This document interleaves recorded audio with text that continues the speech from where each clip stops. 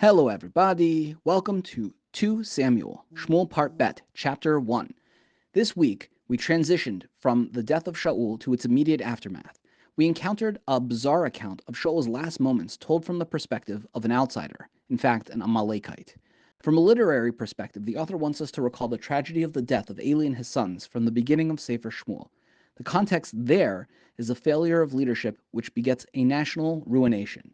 Such is the case again here, where Shaul's death precipitates a major military loss. But somehow, that loss is not truly our focus, because the paradigm has shifted to the role of the leader. There was no one to lament the death of Eli and his sons, back at the beginning of the book, but in our chapter that task falls to David, who both acts decisively to show that he will brook no ill will towards his predecessor, as well as showing his compassion and admiration for his liege lord Shaul and his dearest friend Yehonatan. We end our chapter with some unanswered questions around the chronology from the combining of the Shaul and David narratives. Is it possible that David sent gifts from his spoils of war while the nation mourned the death of their king? Thanks for joining. I hope you enjoy and would be grateful if you could recommend this channel to a friend. We're going to get started with Shmuel Part Bet.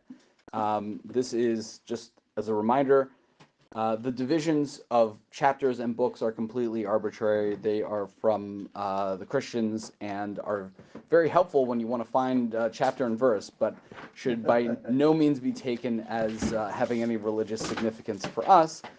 So it's sort of the artificial part bet of the singular book of Shmuel. We'll start off with a quote. I apologize, my Latin's not super great. But the quote is as follows: "In omnibus rebus vim haberent maxima prima et extrema," which is a quote from Cicero, De Natura Deorum, which essentially means in all matters, beginnings and ends are the vital features. You can figure out how you want to apply that to what we're about to embark on, but we'll first start with a brief summary of Shmuel Aleph. So in part Aleph, we began by postulating that the purpose of the book of Shmuel is to transition us from a world of Shoftim to a world of Malachim, right? We have Sefer Shoftim beforehand, and things look radically different in Sefer Malachim than they did in Shoftim. The difference, the main difference, is that in Shoftim you have a vicious cycle, right? The Jewish people, everything is good, and then the Jewish people kind of fall into sin. Too much sin, God sends someone to punish them, the Jewish people cry out, God sends a savior, and then the whole thing kind of repeats ad nauseum. That does not happen in Sefer Malachim, right? So Shmuel is a transition, and it's the way we move from that kind of tribal Shoftim world to a world of kingship, and it starts with kind of failed leadership. So the beginning of Sefer Shmuel is the story of Eli and his sons, and that is sort of the coda to the whole Shoftim scenario, where you still have sort of these localized leaders, and it is a failure of continuity, right? Eli might have been a great Kohen Gadol, but he didn't teach his children to follow in his footsteps, and we started to see this breakdown of transition, that Malachim, kingship is dynastic. Eli was not able to get his kids to follow in his footsteps, and so it didn't work out. We then moved into Shmuel, who was a much better leader than Eli was. He was successful in uniting the people against a common enemy, and now we're starting to move away from the world of Shoftim to uniting the whole Jewish people. But still, again, there's that breakdown in being able to pass that on to the next generation.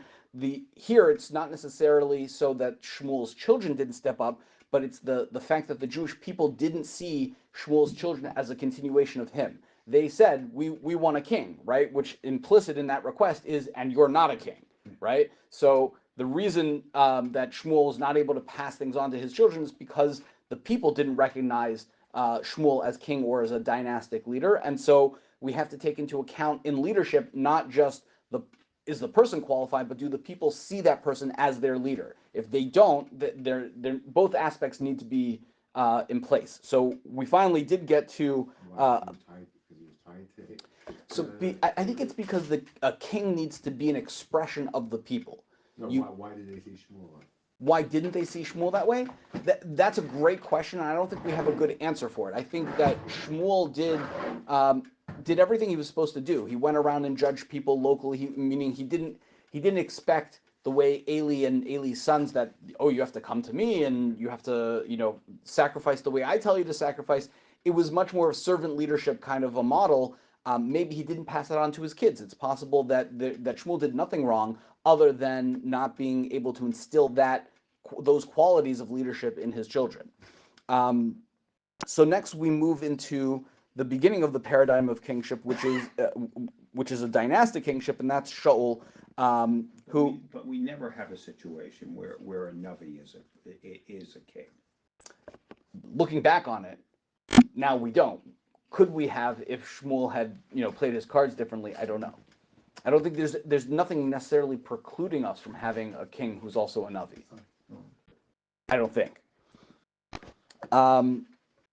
So we move from Shmuel to Shaul, who is flawed, and even though his kingship, we're going to see, does sort of perpetuate, it's not quite all the way there, but sort of as we move through the story of Shmuel, it almost happens without noticing, but we're no longer talking about the sins of the people. We're only talking about the sins of the leader. Right? When we get to Shaul, we talk about the flaws of Shaul. We don't talk anymore about, the Jewish people sinned and therefore the Plishtim came, and all that's gone. That was all in the world of Shoftim and is not anymore in the world of Shaul, his kingship, and then moving on into the world of Malachim. Because now they're being represented by their king. Right. Now the flaws of the king are the right. To the people. Correct. As opposed to the other way around of the people's flaws impinging on the leadership. But they're still surrounded by the enemies. Yes, still surrounded by the enemies. And the end of Shmuel Aleph is really the fall of Shaul, right? It's where the flaws of Shaul have gotten to the point where God no longer views him as chosen. And we talked a little bit about that and how God chooses and how David has to have a heart that is similar to God's, and that's why David is chosen over Shaul. We'll have a chance, I think, to revisit some of that as we go through part Bet, because just like there was kind of a character arc in Shmuel Aleph of Shaul first doing very well and then things kind of crashed and burned, you're going to see that same kind of character arc in Shmuel Bet with David. Although it's going to be a lot more pronounced, yes. Okay, so we'll open part Bet after what is essentially the colossal failure of Shaul at the end of Shmuel Aleph, where Shaul is killed, and that is really a greater churban than what we had at the beginning of Shmuel Aleph, which was the destruction of Shiloh. So now that there's kind of a churban of Malchus, David is going to kind of cautiously step in and fill that void. Just to orient us in the text, when last we saw David at the end of Shmuel Aleph, he had been excused from the battle. So David had fled from Shaul. He ran away and joined the Plishtim. The Plishtim were going to war with the Jews, which put David in a very awkward position of having to join the Plishtim in fighting the Jews. That wouldn't have worked out so well. So he shows up with all of his band of merry men, and the king, or at least the king's entourage, is like, no, we're not going to have a fifth column over here. We don't want any Jews joining the Plishtim in fighting the other Jews. That's not going to work out. So King Achish excused David and sent him back to Tziklag, where David was kind of hiding out. And David gets home and finds everything had been destroyed, right? The Amalekites had come in and taken all the women and children and had kind of razed the town. And David and his men, after spending some time mourning, go off in hot pursuit, trying to retrieve their family and their belongings, which they are successful in doing. And after a certain amount of time, they catch up with the Amalekites. They wipe them out, except for the ones that escaped. And David, finally, with his men, make their way back to Tziklag, and they take the spoils, the booty, and they start sending it off to some of the local Jewish towns. That was the last that we heard of David HaMelech. Then we moved on to Shaul, and we saw how the Plishtim killed him. And now we open up in Parak Aleph with the aftermath of that event. And I would love to get someone who would like to read Shmuel Bet Parak Aleph for us. Por favor. Any takers? Hebrew and English. Hebrew and English. Hebrew and English. And French, if you want. We're multilingual. ויהי אחרי מות שאול, ודוד שב מהכות את העמלק, וישב דוד בצקלג ימים שניים. It happened after the death of Saul, when David had returned from striking Amalekite, and David had been living in Ziklag for 2 days. Okay, so I'm going to interrupt you like pretty mercilessly, so I apologize in advance. It's important to pay attention to the timing over here because it doesn't necessarily add up, and I'm going to offer a suggestion that will hopefully make it a little less weird. But remember, there's a battle between Shaul and the Plishtim up north. It takes, from what the Psukim told us earlier, it takes like a week for you to traverse that amount of space, right? Then David gets to Tziklag. So David leaves the battlefield. Let's assume the battle happens the next day or the next, I don't know, within the next 2-3 days. So David now spends a week going down from the north back to Tziklag. Then he goes from Tziklag, chases at least for 3 days after the Amalekites who left, kills them, spends I think 3 or 4 days fighting them, then comes back from wherever the Amalekites are back to Tziklag. So we're dealing with a significant amount of time between when the battle happened in the north and Shaul was killed and when David got back to Tziklag. So if we're going to use dates, let's pretend David got to the battle October 1st. We're holding now November 1st, approximately, meaning plus these 2 days post the battle. If the battle is October 1st, I'm going to just make up these dates, November 1st. Keep that in mind when you hear what happens in the context of the rest of the chapter. Please continue. ויהי ביום השלישי, the third day, איש בא מן המחנה עם שאול. So he came from the camp of Shaul. ובגדיו קרועים, and his clothes were torn, באדמה על ראשו, dirt, earth on his head. ויהי בבוא אל דוד, he comes to David, he fall ארצה וישתחו, and he falls to the ground, he bows down to him. Okay, so when did this guy? Long live the king. What's that? The king is dead. Long live the king. Right, something like that. So there's a bunch of things that we need to parse out over here. So this is on the third day, assuming the third day of when David is at Ziklag. It's not the third day from the battle. It kind of reads like it's the third day of the battle because the guy came from the Machane Mi'im Shaul ubigadav kruim, and his clothes are torn. Right. So this guy shows up in with all the signs of mourning going on. So he knows that Shaul died. He couldn't have come directly from the battlefield because that would have taken him a week or less, right? We're holding by November 1st, he would have gotten to Ziklag October 10th at the worst, right?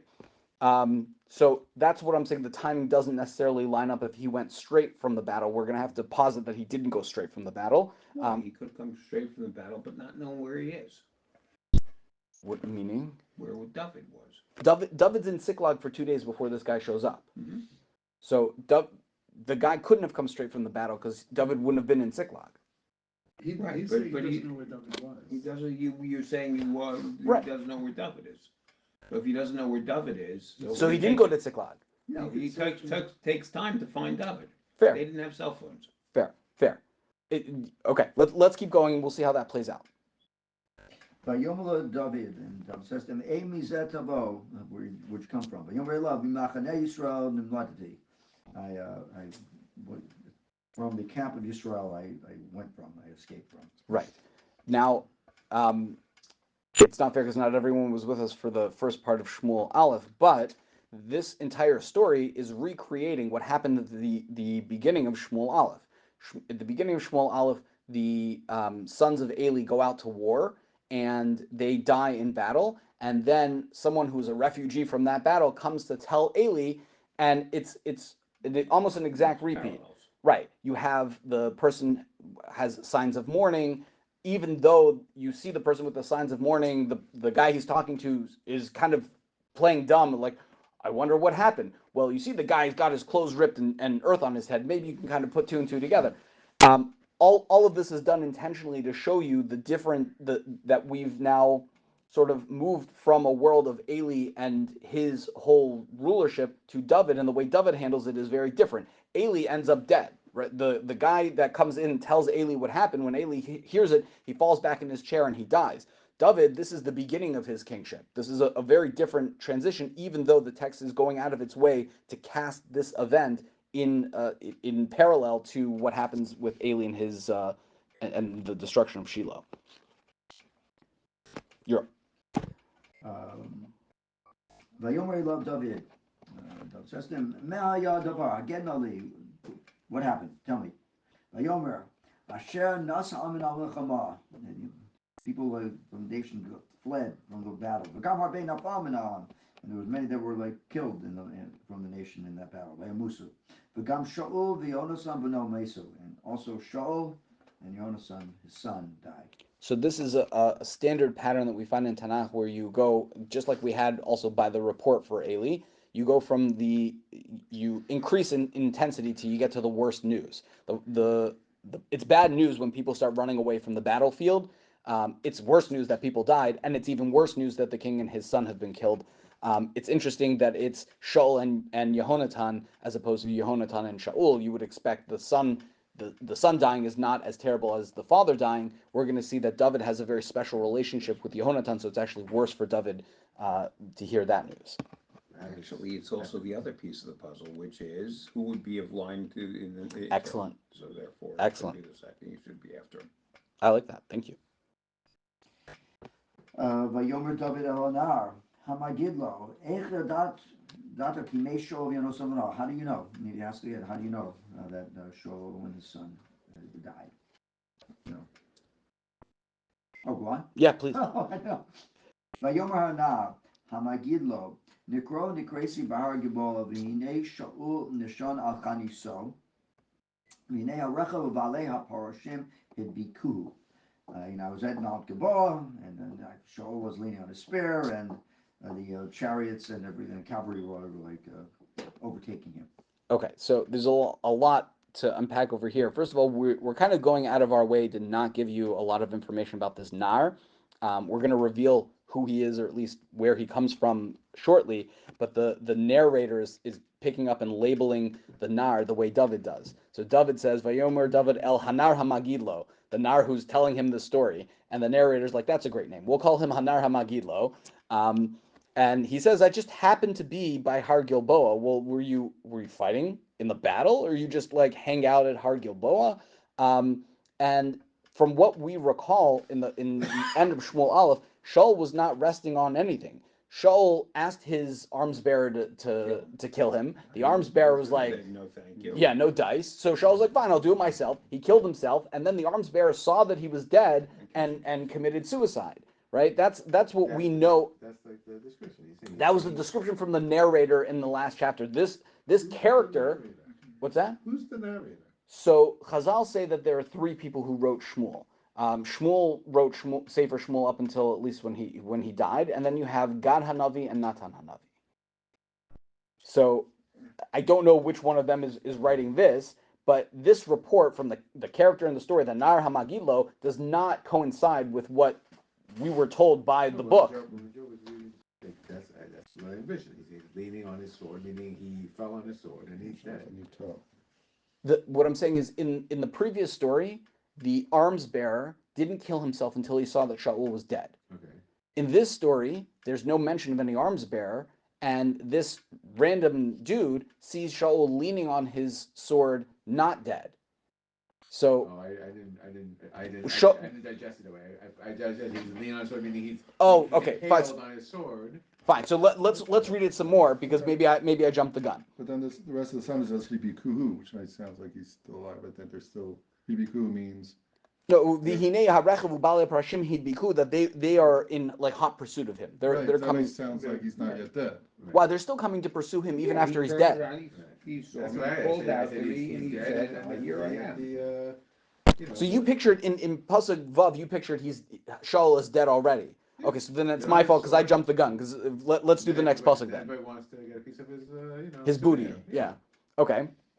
And the arms bearer, who cares? Because you're only talking about Shaul and Yehonatan. Right. Okay. Let's keep reading then. So I jumped the gun a little bit.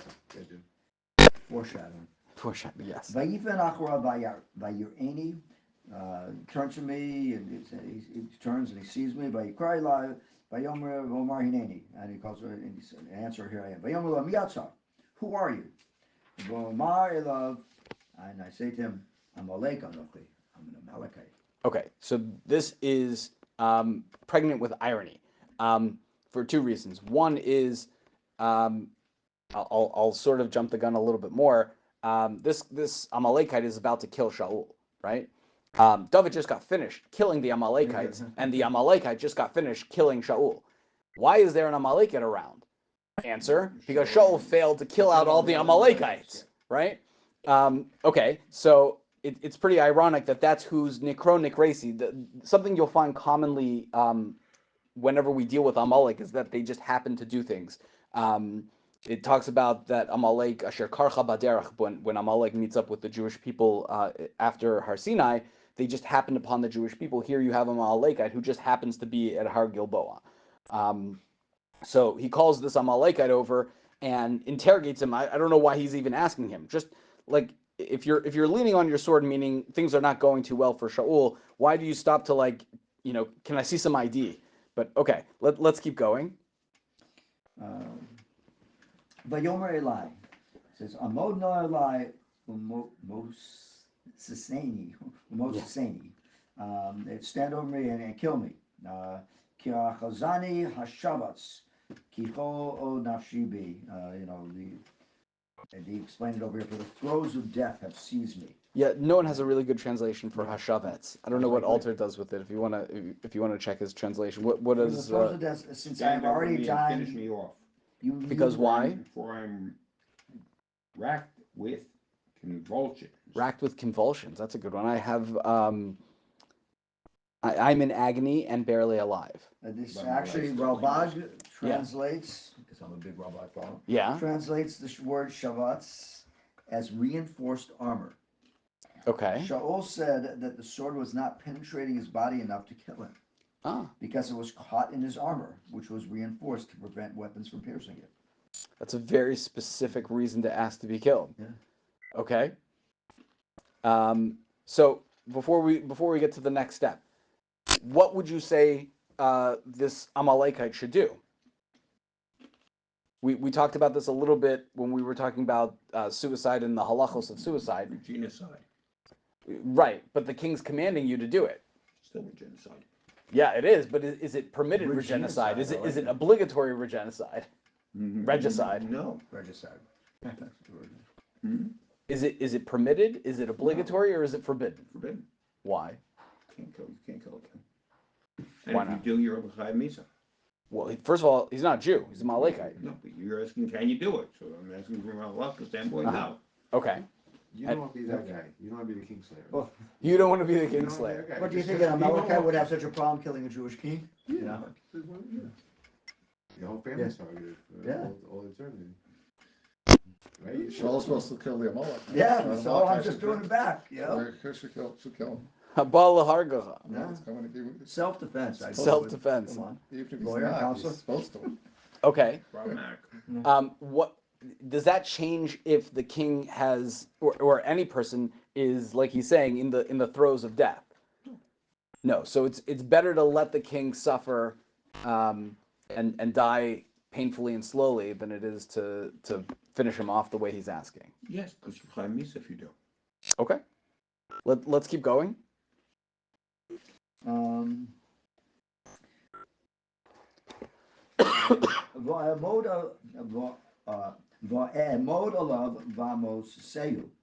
So I stood over him and I killed him.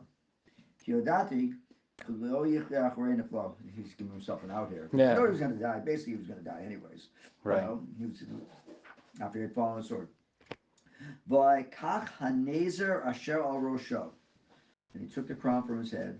Ve'etz ada asher al zroo, and the bracelet was on his arm. Ve'aviem el adoni hena, and he brings him to David.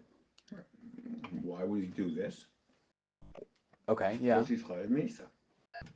And so therefore, He's trying to get in with the No, yeah, I know. He's trying here. the enemy of my enemy. Yeah. No, because he knows that David's going to become king next. He knows he's L'chaim Misa, and if he gives it to him, therefore maybe he won't be killed. Okay. Maybe he knows David from his days hobnobbing with the Plishtim. Explain. I'm not following you. From the time that David was amongst the Plishtim, maybe this Nar knows him. Oh, you're saying maybe the Nar was like someone who hung out with the Plishtim. In other words, the Nar wasn't there to help the Jews. He was really there as part of like the Plishti side of the battle. He's not the Jewish side of that. You know, he's not the... Right. Okay. We'll see that a little bit more. He looks at this a little differently, though. Yeah. Now you were in the regicide Chaim. This guy he's saying, believing himself to be the bearer of good tidings for David, the Amalekite exuberantly presented Shaul's royal crown and bracelet as proof that he'd been present when Saul died. Interesting. I have a question before that, which is, where in the Torah does it say that a king's supposed to wear a crown? Any takers? Something with the anointing, the shaman, no? The shaman is anointed in, what's that? Like the Kohen Gadol. Kohen Gadol doesn't wear a That's what crown. it says. This is what it says. The king wears the crown. So the answer is there is nowhere in the Torah that says to wear a crown. There's kind of a mention in Zechariah, which is much later than this, that is probably like more symbolic than anything else. It talks about making two crowns for Zerubbabel, and but there is nowhere in the Torah that says to wear a crown.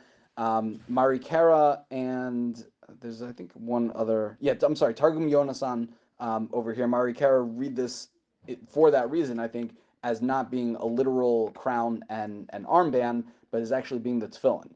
But it could be just a crown, because I mean, kings wore crowns long before Yeah. Jewish. There's nothing right. There's nothing necessarily. I mean, Kings wore crowns maybe it's forever. lo selechu b'chukas hagayim, I don't know, but In any case. there's nothing that prevents Right, David from but- wearing a crown. That's for sure. Yeah. But the Targum Targum Yonasan translates the crown over here as the tefillin. Right. That's what he wore into battle, and that's what the boy is bringing to David. But yeah, he has to know something about David. Like if this is true, he could be making all this up, right? I guess that's kind of the subtext over here, because it definitely does not align with what we saw in the text, a chapter ago. Mm-hmm. But he has to have a reason to come to David, and he has to have a way to know that David is even there. Meaning, if I'm the average Jew living at this time, I don't know where David is. David left. He joined the enemy, right? As far as Joe Schmo the Jew living in, I don't know, Hebron, I don't know where David is. I don't know anything more about David than he used to be the head of the army for Shaul, and he's AWOL right when we need him, which is to fight the He's Plishtim. also Shaul's son-in-law. Also Shaul's son-in-law, and he's gone. That's like the full extent of my knowledge of David. Oh, he knows a lot. Yeah. Ooh, very good. You still learning. So All the series you go to.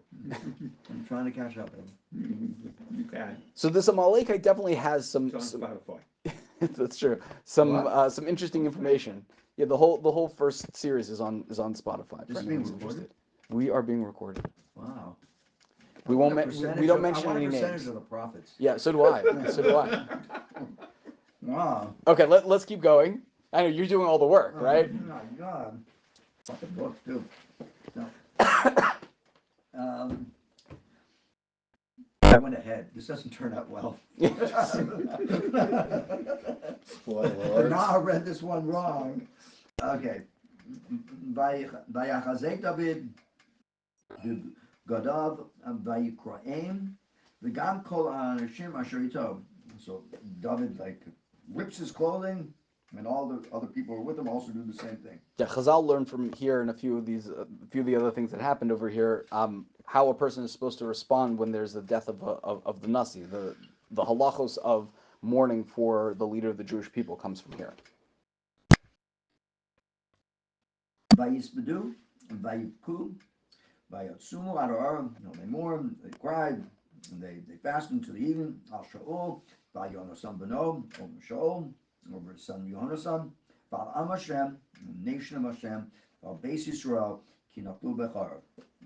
The nation of Hashem is the people of Israel who died in battle. So now we get it in the reverse order, right? We're told the news starting with the Jewish people, and then what happened to Shaul and Yehonatan. Here it's in the reverse order. First they mourn over Shaul and Yehonatan, and then they mourn over the rest of the Jewish people. Let's keep going. Vayomer David El Hanar Hamagidlo. Amy ze ata. Vayomer ben ish ger Amaleki anochi. David says to the kid who told him, "Who are you?" Right. So And I am the son of the Amalekite convert. two things that are interesting about this. One is that information was included in the story that this Nar told David 5 seconds ago, right? David knows exactly who he is because he said who he was to Shaul and included that in the story. A, and B, something has changed. In version 1 of the story that he told 5 seconds ago, he was an Amalekite. Now he's not an Amalekite anymore. He's a Jew. Just say you're a Jew. What do you mean? I'm the son of a Ger Amalekite. So then you're a Jew, right? There's another way to refer to a son of a Ger Amalekite. That's just a plain old Jew. If your father converted, then you're a Jew. What is going on over here? His story is rapidly changing and falling apart, I guess is what I'm getting at. So change in that 4 weeks. you mean the father converted in between, like when he was at the battlefield, he was an Amalekite, and now he's still a Amalekite. His father just convert, like it's possible. It's not impossible. He's saying that his father converted after he was born. His father had to have converted after he spoke to Shaul, because he didn't tell Shaul when Shaul said, "Who are you?" He didn't say, "I'm the son of a ger." He said, "I'm a Amalekite." So if he's telling David now something different, there has to be a reason that he's telling David something different. I'm not crazy because there's been this seismic, Right. So at the battlefield he was an Amalekite. Then he, on his way to David, he stopped off at home. He's like, "Dad, I have to tell you, the Jews lost a terrible battle and everyone is retreating. You need to convert to Judaism immediately." Okay. Let's keep going. We have to get to the song.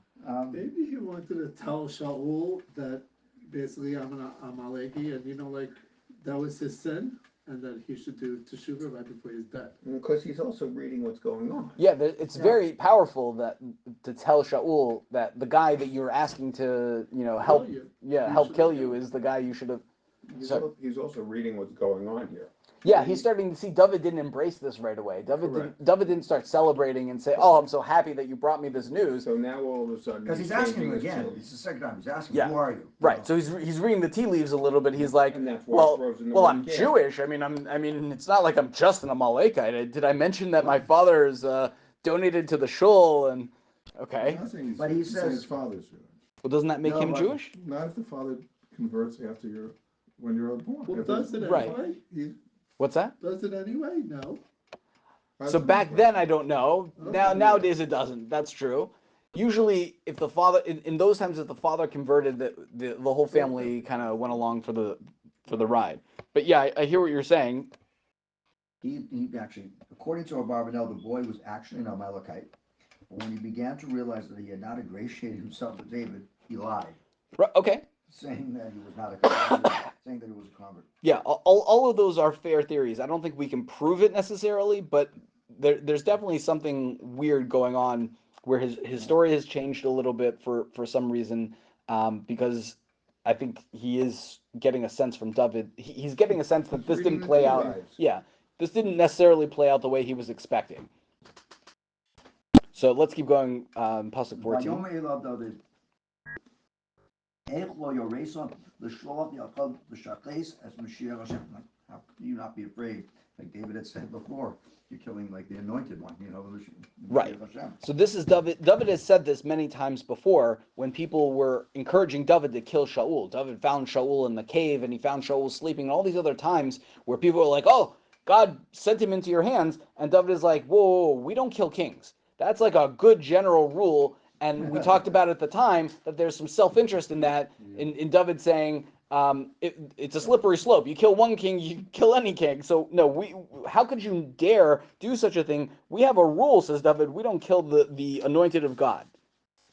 Or his father-in-law. Or his father-in-law, exactly. Very good. Let's keep going. ויקרא דוד לאחד מהנערים, just הנערים hanging around, ויאמר גש פגע בו ויכהו ויאמר.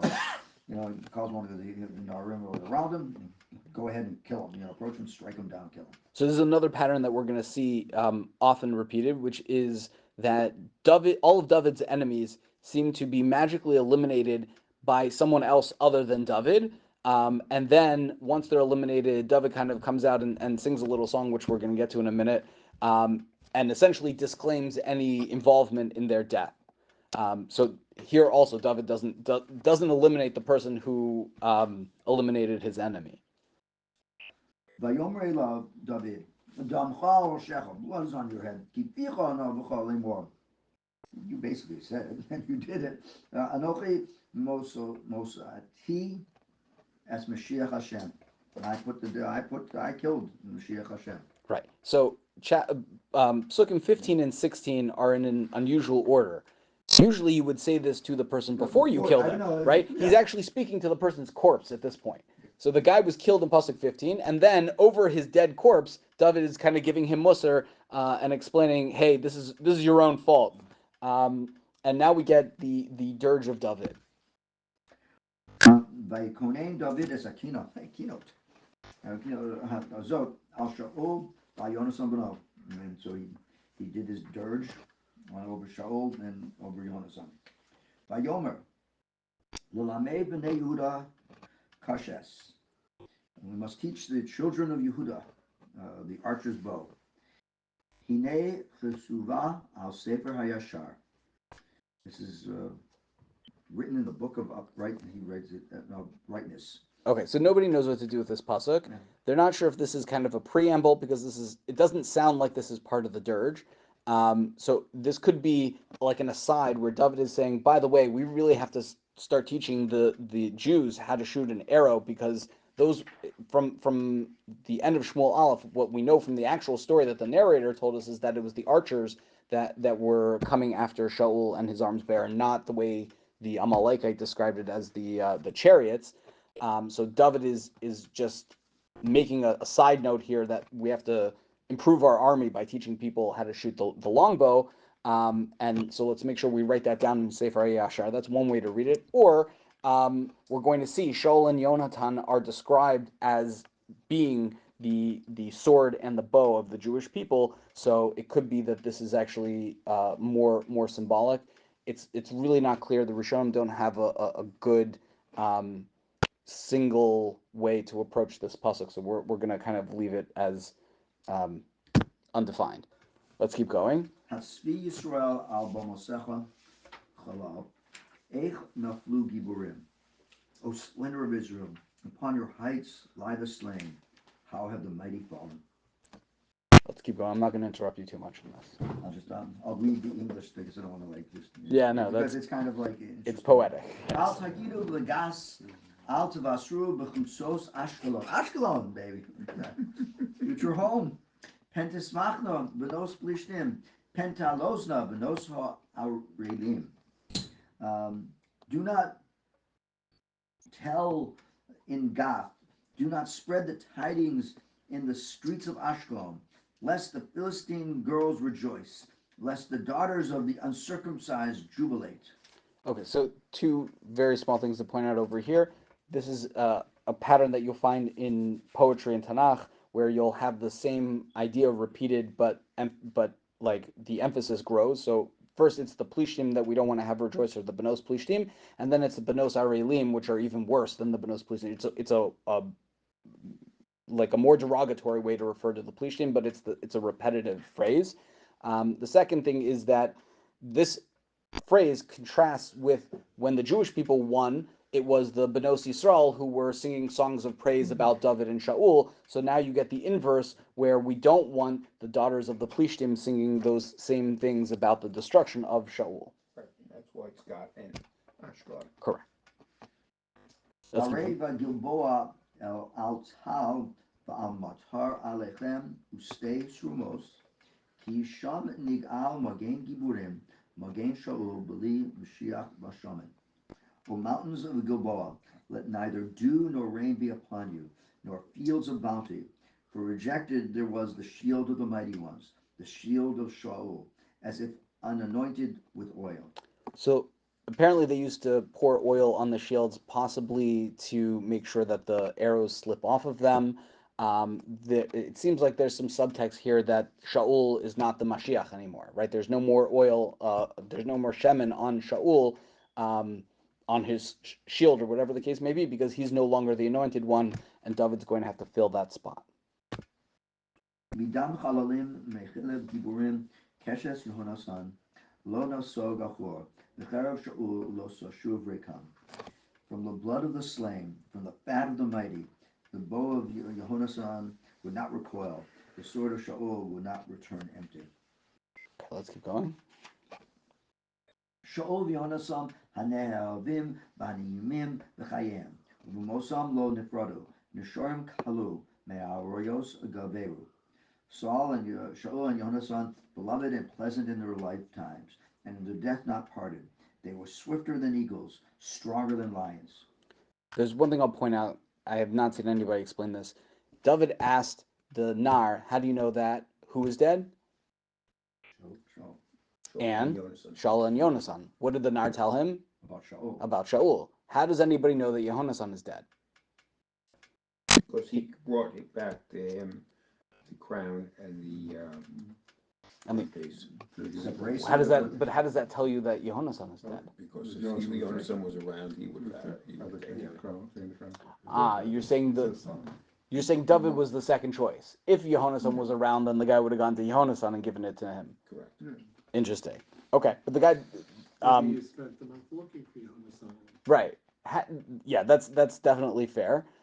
This is also a very, we'll say, charitable way of describing the relationship between Shaul and Yehonatan. We saw in Shmuel Aleph this was not necessarily always the case. Shaul and Yehonatan did not always see eye to eye.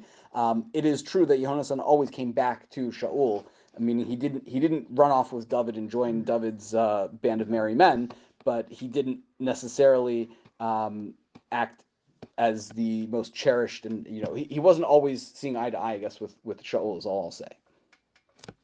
V'nos Yisrael el Shaul b'chema, hamal b'shchem shani im adonim, hamaleh adi zahav al levushchem. The daughters of Yisrael, weep over Shaul, who would clothe you in scarlet with finery, who would place golden jewelry upon your clothing. Ech naflu giborim b'socha milchama Yehonatan abba mosecha chalal. How have the mighty fallen in the midst of the battle? Yehonatan slain upon your heights. So now we see this pasuk and the next pasuk that David's closeness with Yehonatan is finally coming out. We'd not really seen David express love for Yehonatan as much as Yehonatan had expressed it for David in Shmuel Aleph, but now, even though we start the pasuk with Ech Neflu Giborim, which is plural, now we're fixating in on Yehonatan specifically, and David's going to continue that in the next pasuk. Sarli alecha achi Yehonatan na'amto li mo'od niflaso avoscha li me'avas nashim. I am distressed over you, my brother Yehonatan. You were so pleasant to me. Your love was more wondrous to me than the love of women. Ech naflu giborim vayovdu klei milchama. How have the mighty fallen? This famous line, how have the mighty fallen? Have the weapons of war gone to waste? Right, so here the weapons of war are David and Yehonatan. Just quickly before we end, any takeaways, any interesting thoughts or things that you learned from Perek Aleph? Why would he tear his clothing? I know he's technically the king. In David's world, Shaul was not the king anymore. Why was Shaul not the king? He was. So David was anointed by Shmuel. That's true. You're saying that once Shaul is dead, David believes he's king? No, I'm saying he's not a relative. He's not a king. Who's he tearing his clothing over? Shaul was the king until he died. But David had been anointed. I hear what you're saying. I know That was kind of the ongoing. Yeah, that was sort of the ongoing question of, is David the king or is he not? Does David have to listen to Shaul? Is Shaul? It seems like even though David was anointed, he didn't become king. And we'll get to that more because David's going to get anointed as king a few more times before he actually becomes king. So it doesn't quite stick. And this also could be that, it speaks to the character of David that he's, even though this guy was wanting to kill him, he still mourns the guy, Right.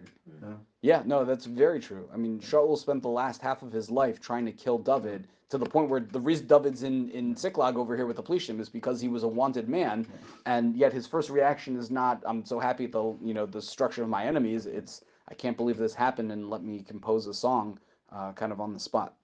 Okay, Yashar Koach, we'll pick up Please God next week. This is the end, beautiful friend. Thank you for joining us on our journey of learning, and I hope you will tune in for another episode soon, Mirz Hashem. Be well.